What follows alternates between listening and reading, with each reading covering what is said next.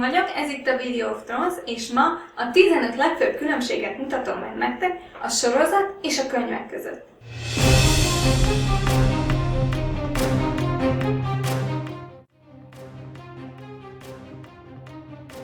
Theon Greyjoy nővérét, Yarát, a könyvben Asának hívják. Ez a változtatás valószínűleg azért történt, hogy a nézők ne keverjék őt össze Osával.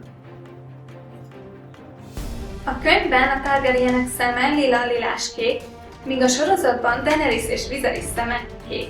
Ezen kívül Daenerys haja és szemöldöke leég, mikor sárkányai világra hozott Drogo halotti mágiáján. A legnagyobb különbség Daario Naharis könyvbeli és sorozatbeli megjelenése között van. Karakterét a sorozat készítőinek másodjára sem sikerült eltalálni. Habár Mihail Huisman már sokkal férfiasabb és vonzóbb, közel sem úgy néz ki, mint a könyvben, ugyanis az igazi Daario Naharis kékhajú és kékszakálú, ami 3 tincsben van fogva. Bajsza arany, és jellemző rá, hogy arany csiricsári ruhákban jár. Egy szereplőre majd még visszatérünk.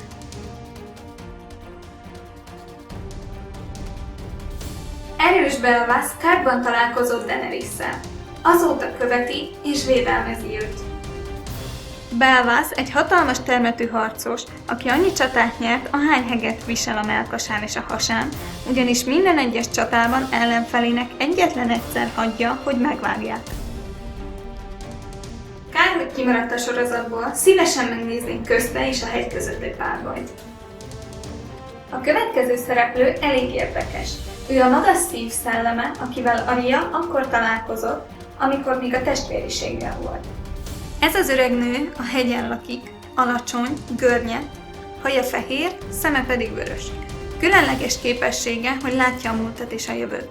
Meglátta Renly és Catelyn halálát, a vörös esküvőt, a bíbor esküvőt, és hogy Sansa később sasfészekbe megy. Azonban, amikor Aryát is észreveszi, megrémül, mert érzi rajta a halált. Szerencsétlen Gendrynek kicsivel jobb lett volna a sorsa, hogyha Viharos Edric is bekerül a sorozatba.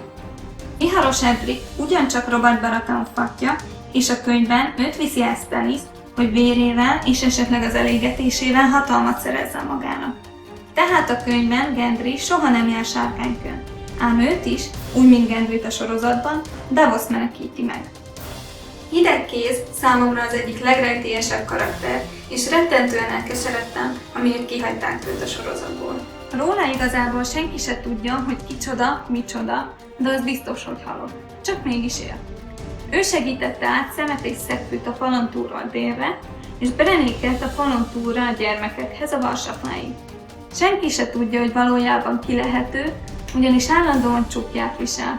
Egy biztos, valamikor ő is az éjjeli őrség tagja volt, hiszen fekete bundája van, és állandóan a testvéreiről beszél. Egyes pletykák szerint ő lehet Havas Jon szeretett nagybátyja, a falon túl eltűnt Benjen Stark. Ja, és van egy szarvasa, nem lovon közlekedik.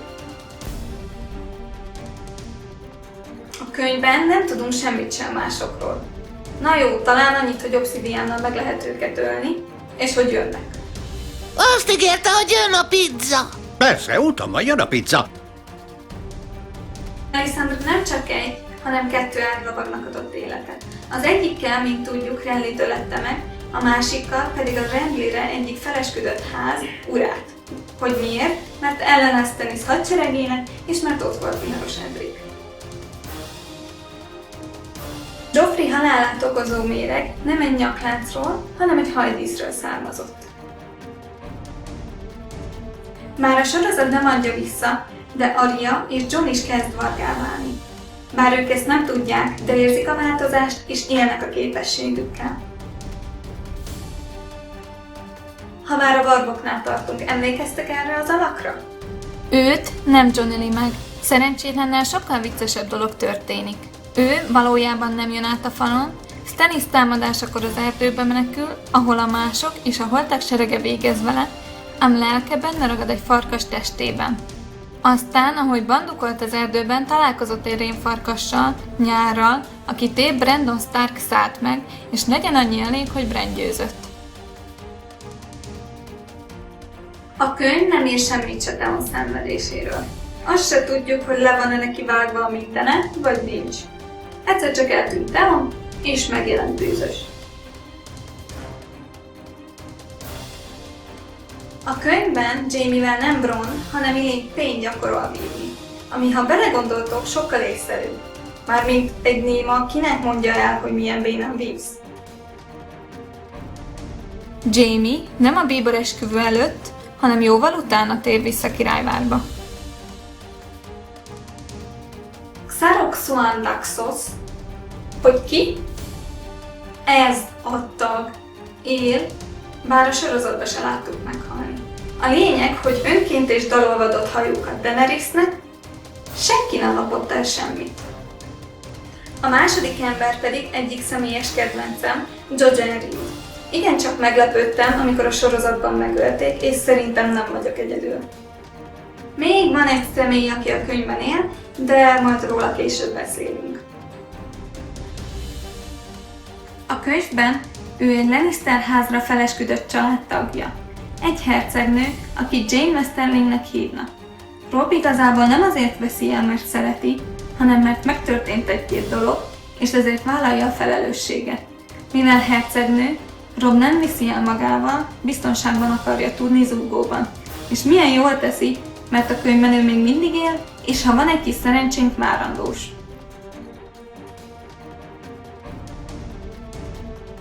Ők a könyv szerint soha nem találkoznak. Nem csak, hogy nem találkoznak, sasfészeknél sem járnak, de még csak a közelénél sem. Akkor Véreg hogy hal meg? Emlékeztek a harapására?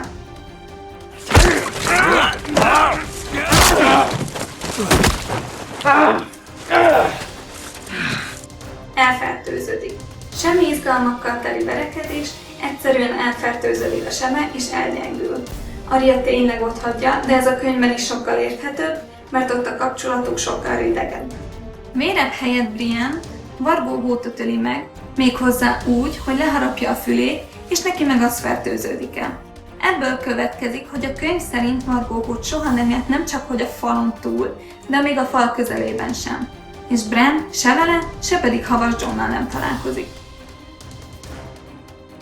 Ha kíváncsiak vagytok, hogy milyen változtatások bosszantanak fel engem a legjobban, akkor jól figyeljetek, mert ez az a pont. Tyrion nem úgy néz ki, ahogy a sorozatban. Sokkal csúnyább, groteszkebb, a szemei nem egyforma színűek, és orrát a fekete vízi csatánál levágják. Ezzel még nem is lenne baj.